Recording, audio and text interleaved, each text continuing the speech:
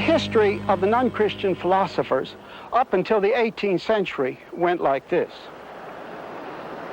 Here is a circle which stands for what the unified and true knowledge of the universe is.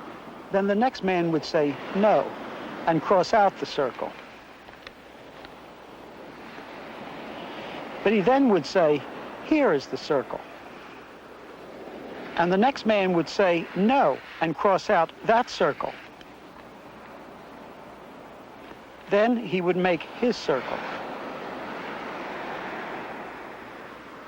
And the next man would cross it out and make his circle. This continued through the centuries.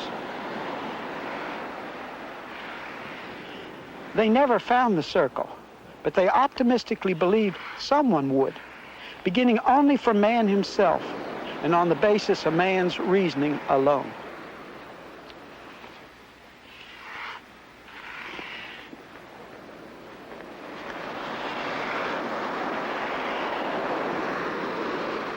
Then the endless row of circles through the centuries and the crossing out were broken. And a drastic shift came because the humanistic ideal had failed.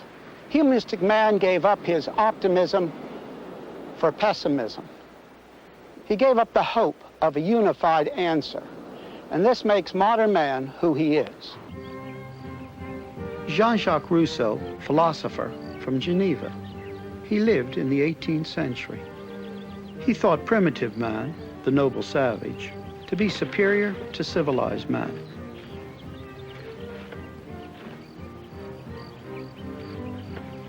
He felt that the Enlightenment, with its emphasis on reason, the arts and the sciences caused man to lose more than he gained.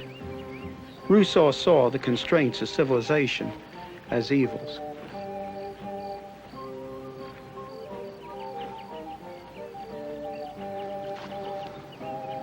L'homme est né libre, et cependant, partout il est dans les fers.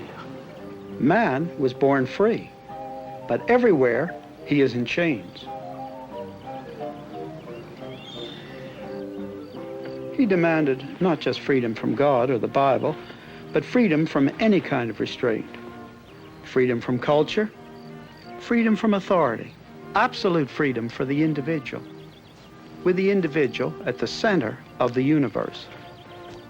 When applied to the individual, his concept led to the bohemian ideal, where the hero was the man who fought all standards and all values and all restraints of society. When Rousseau applied his concept of autonomous freedom to society, his concept would not function. Whosoever refuses to obey the general will shall be compelled to do so by the whole body. Rousseau wrote this in 1762. This means nothing less than that he will be forced to be free. In other words, tyranny, a tyranny that carried his position to its logical conclusion in the reign of terror of the French Revolution. Robespierre, the king of the terror, genuinely saw himself putting Rousseau's ideas into practice.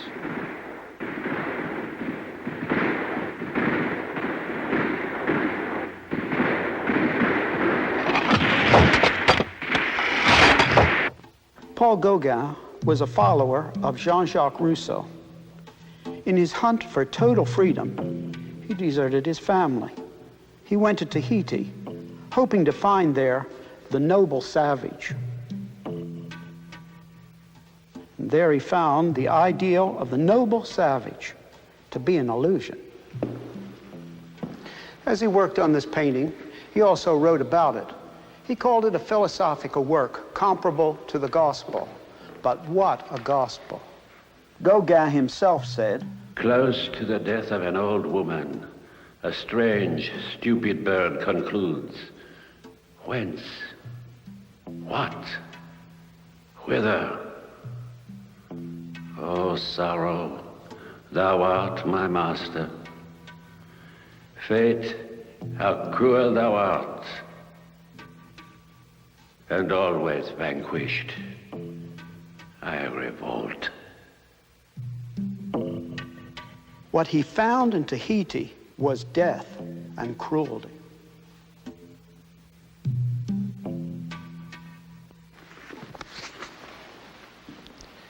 The man is good by nature, as Rousseau claimed, is no more true a primitive man than a civilized man. When Gauguin finished this painting, he tried to commit suicide, but he did not succeed. There was one man who well understood the logical conclusion of the deification of nature, the Marquis de Sade.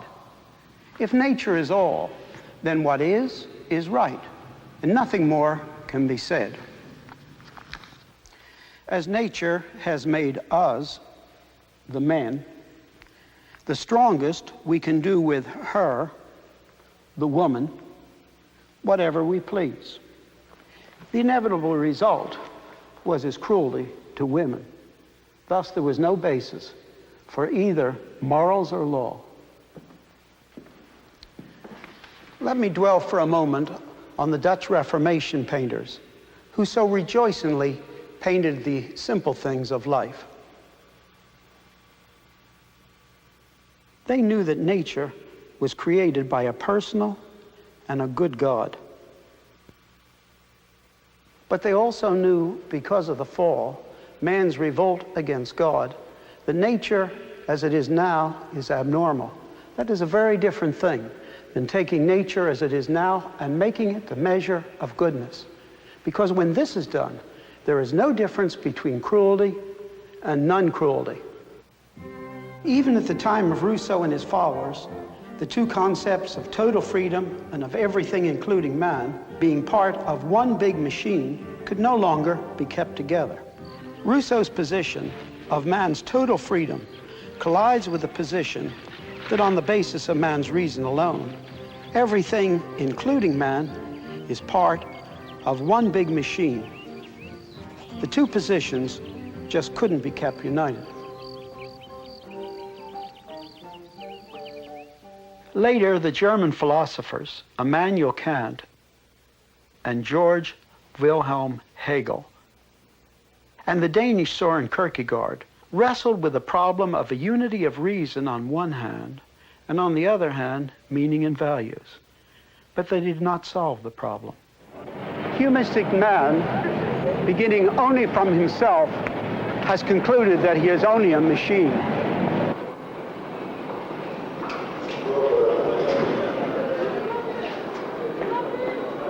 Humanistic man has no place for a personal God. But there is also no place for man's significance as man, no place for love, no place for freedom.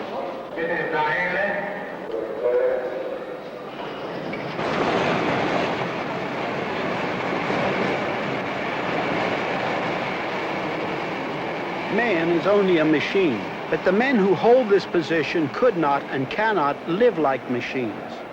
If they could, modern man would not have his tensions, either in his intellectual position or in his life.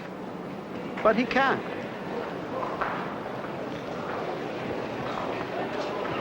And so they must leap away from reason to try to find something which gives meaning to their lives, to life itself, even though to do so, they deny their reason. Once this is done, any type of thing could be put there, because in the area of non-reason, reason gives no basis for a choice. This is the hallmark of modern man.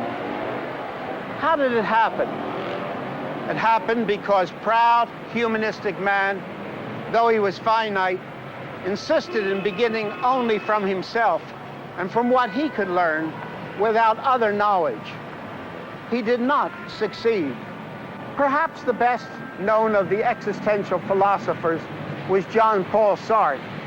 He used to spend much time here in Paris at the Durmago.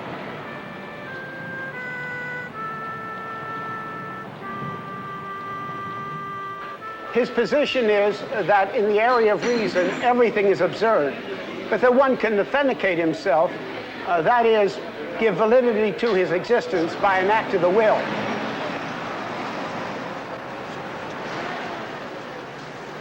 With Sartre's position, one can equally help an old woman across the street. Merci, monsieur. Oh, ben, vous savez de nos jours, hein? Merci, monsieur. Merci beaucoup. Or run her down. Reason was not involved, and there was nothing to show the direction that this authentication by an act of the will should take. But Sartre himself could not live consistently with his own position. Adressé au président du tribunal international sur les crimes de guerre par le président Ho Chi Minh. At a certain point, he signed the Algerian Manifesto, which declared that the Algerian war was a dirty war. This action meant man could use his reason to decide some things were right and some things were wrong, and so he destroyed his own system. Au moment où les impérialistes américains intensifient à outrance l'escalade. Karl Jaspers, a German existentialist, tended to have the greatest impact on the thought and life form which followed existential thought. According to him, we may have some huge experience, which gives us the hope that perhaps there is a meaning to life, even though our reason tells us that life is absurd. He calls this a final experience. Martin Heidegger was another existential philosopher who said that the answer was in the area of non-reason. The German philosopher said there is something he called angst, a general feeling of anxiety one feels in the universe. This feeling, this mood of anxiety, revealed existence, and this imposes on us a call for decision. Out of this mood comes meaning to life and to choice, even against one's reason. Meaning which rests on nothing more than this vague feeling of anxiety, so nebulous it doesn't even have a specific object. As Martin Heidegger grew older, this view became too weak for him, so he changed his position. Existentialism as a form of philosophy has all but disappeared, but more and more people are thinking this way, even if they do not know the name existentialism. To them, reason leads to pessimism, and so they try to find an answer in something totally separated from reason. Aldous Huxley, the English philosopher and writer, proposed drugs as a solution. According to him, we should give drugs to healthy people. By means of the drug experience, they could then find truth inside their own heads anytime they wished. What was left for Huxley and his followers was truth inside man's own head. To them, objective truth was gone.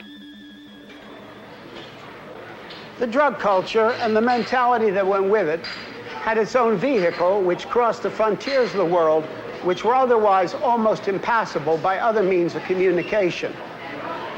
This record became the rallying cry of many of the young people throughout the whole world. It expressed the essence of their lives, their thoughts, and their feelings. Later came psychedelic rock, an attempt to find this experience without drugs.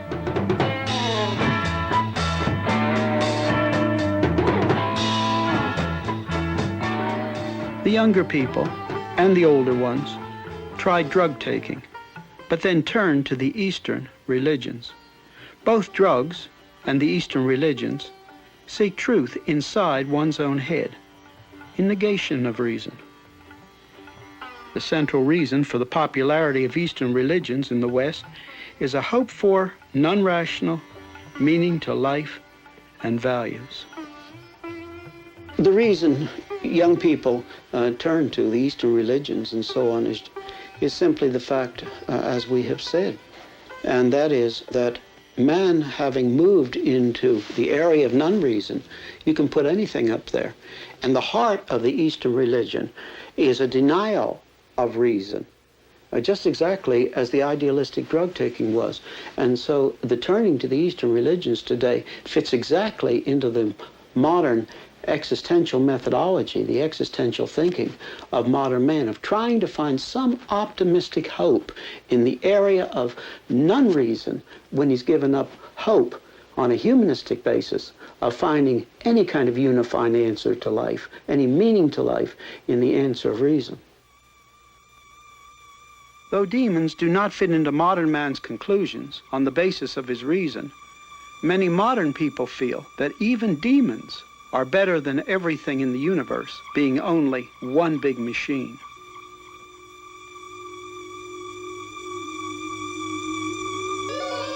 People put the occult in the area of non-reason, in the hope of some kind of meaning, even if it is a horrendous kind of meaning.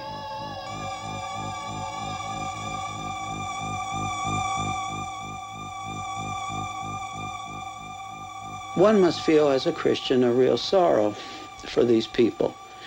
But as far as the blame is concerned, we must understand these people who have turned to this are not to blame. They must bear their own kind of blame of individual choices, but basically they're not to blame. The church is to blame, because the church with its liberal theology has left a vacuum. Man, beginning from himself alone, was now expressed and taught in theology and in theological language. In the Renaissance, men had attempted to mix Aristotle and Plato with Christianity. This new theology was an attempt to combine the rationalism of the Enlightenment with Christianity. It is often called religious liberalism. It was embarrassed by the supernatural and often denied it entirely. For example, the resurrection of Christ from the dead. But it tried to hold on to a historical Jesus by sifting out from the New Testament all those supernatural elements which the New Testament taught about Jesus. This attempt came to a climax with Albert Schweitzer's famous book, Quest of the Historical Jesus. It failed. It failed to rid the New Testament account of the supernatural and still keep an historic Christ. The historic Jesus could not be separated from the supernatural events connected with him in the New Testament. History and the supernatural are too interwoven in the New Testament. If one kept any of the historical Jesus, one had to keep some of the supernatural. If one got rid of all the supernatural, one had no historical Jesus.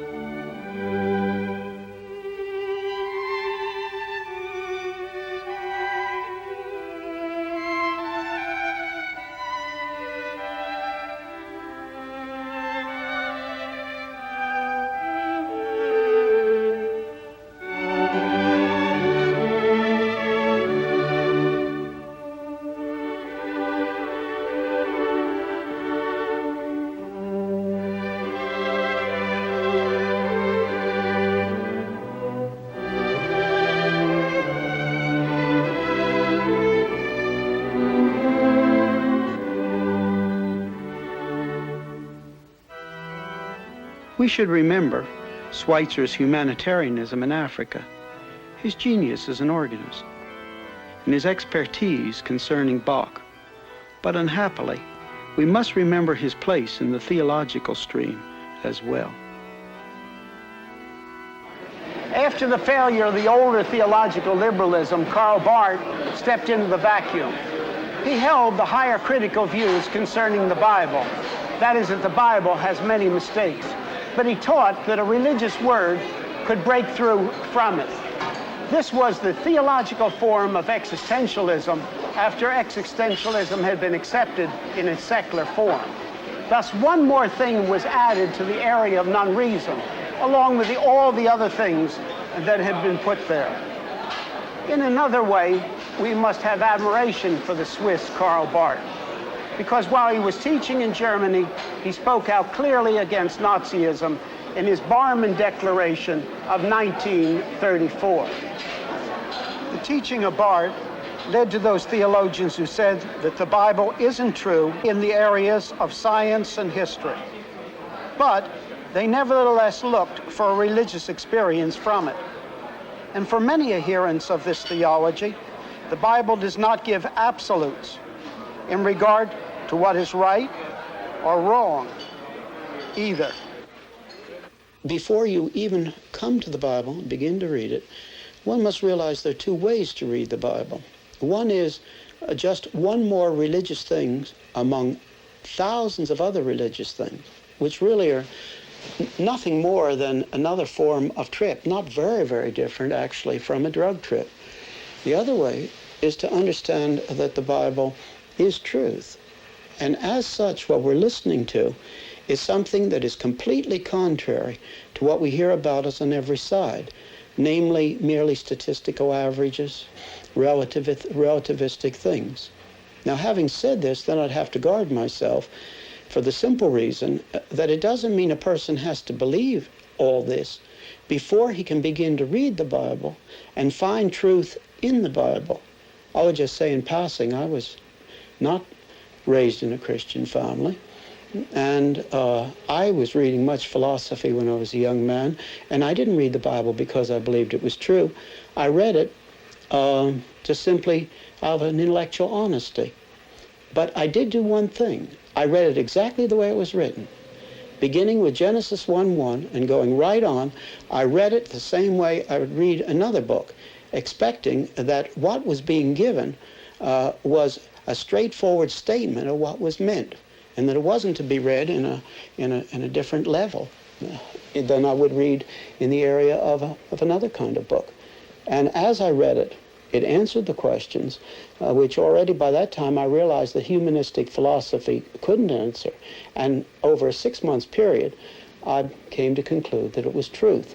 But nevertheless, we must keep in the back of our mind, how are we reading the Bible? Just as another religious trip? Or am I really wrestling with the question of what it's given in all the areas of which it speaks? Is this truth and compared to merely relativism?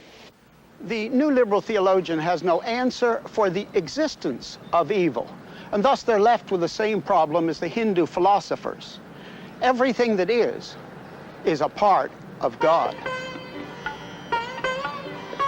This is Kali, the Eastern Hindu feminine representation of God. Why the fangs and the skulls?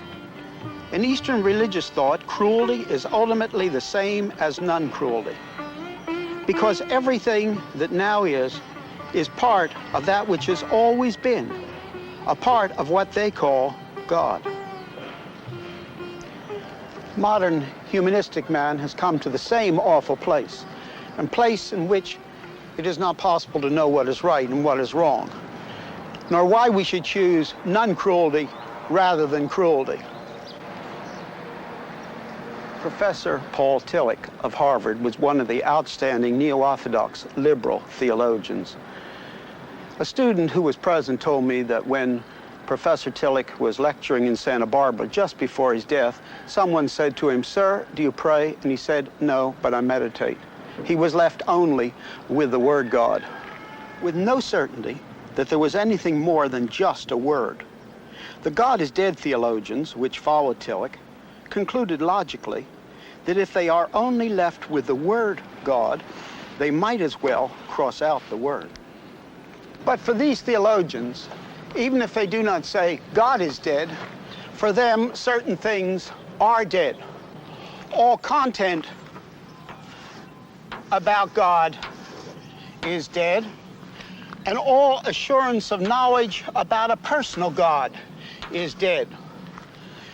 Because for them, God has not given to people truth about himself in the Bible and in the revelation in Christ. That is, truth about himself which may be expressed in propositions in normal language.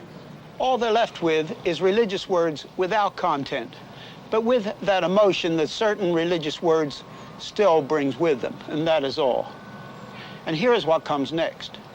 These highly motivational religious words out of our religious past, but separated from the content which the Bible originally gave them, are now used for manipulation. Manipulation in such areas as a changing sexual ethic, but also legal and political manipulation. If God is dead, if content about God is dead, If the knowledge of a personal God who has not been silent but has given us truth is dead, then everything for which God gives an answer and meaning is dead as well. And yet, people, no matter who they say they are, cry out for meaning and values. And this place of tension is where modern man has come upon his humanist base. And this is where he is. When we think of Christ, of course we think of his substitutionary death upon the cross. When he who claimed to be God died in a substitutionary way. And as such, his death had infinite value. And as we accept that gift, raising the empty hands of faith and accepting it with no humanistic elements, we have that which is real life, and that is in being in relationship to the infinite personal God who is there, and in being in a personal relationship to him. But Christ brings life in another way that often is not as clearly thought about, perhaps, and that is that he connects himself with what the Bible teaches in his teaching. And as such, he is a prophet as well as a savior.